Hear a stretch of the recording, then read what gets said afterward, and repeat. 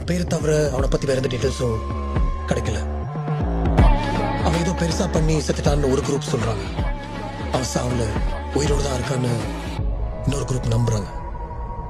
அவ இந்த ஊரை ஏமாத்தலாம், உலகத்தை ஏமாத்தலாம், ஆனா என்ன ஏமாத்த முடியாது. அவன் கண்ணை நான் பார்த்தேன், அவன் கண்ணு எனக்கு தெரியும். அவன் தான் அது.